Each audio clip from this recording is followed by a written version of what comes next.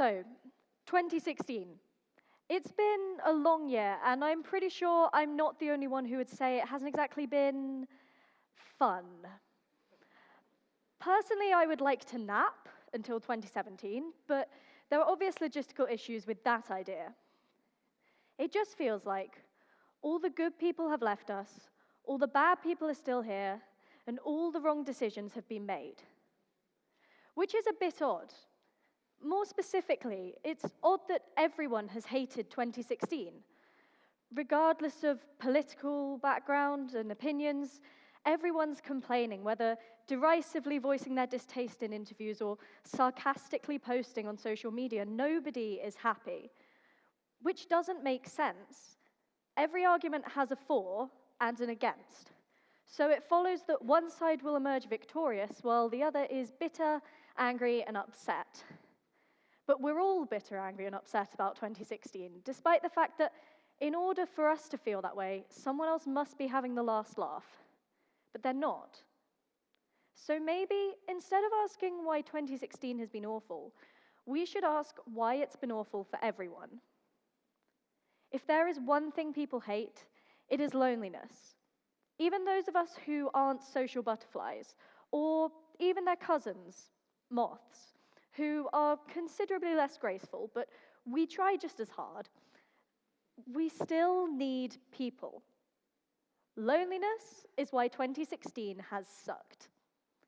To be more specific, isolation, separatism, pitting people against one another until they feel completely alone. As humans, this has always been a part of our psychology that can be manipulated. We need to have an in-group, to be surrounded by people who we can relate to. We need to have an us. 2016 has been full of choices and binaries, things that divide us over and over, cross-sectioning our in-groups until suddenly we don't have an us anymore. Leave or remain. Clinton or Trump. Both Brexit and the presidential election were riddled with divisiveness. It's this separatism that's made 2016 so rough on us all, because there are so many this or that's that we all end up feeling like the only one.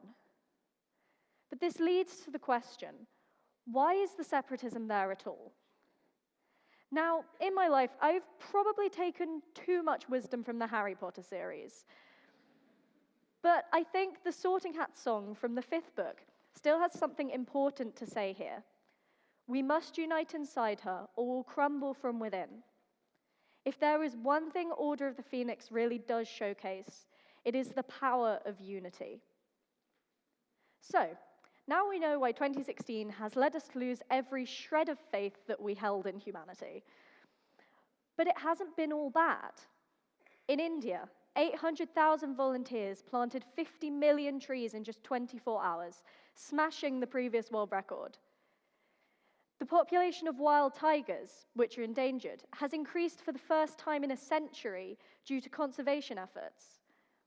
And even if we look at the smaller, everyday scale, in Kazakhstan, a group of friends formed a human chain to save a dog that was trapped in a water reservoir. All of these are beautiful things accomplished by teamwork, and they show us what people can do, that there is faith to be had in humanity. So this is my idea worth spreading. Draw on your similarities, be inclusive, and unite. Then when something needs changing, we can change it for the better of everyone. We are powerful together, and people, no matter how different, can come together to make great strides of change. I admit that this sounds very idealistic, but it still stands we need more opportunities to come together and share ideas. More opportunities like today. And besides, it really does work.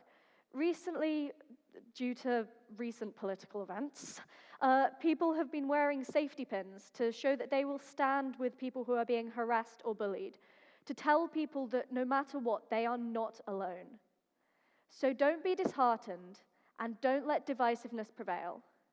Grab your friends, and maybe some of your enemies too, and get out there and start changing the world together, one connection at a time. Then maybe, if we just unite over how bad 2016 was, 2017 will be a little bit better. Thank you.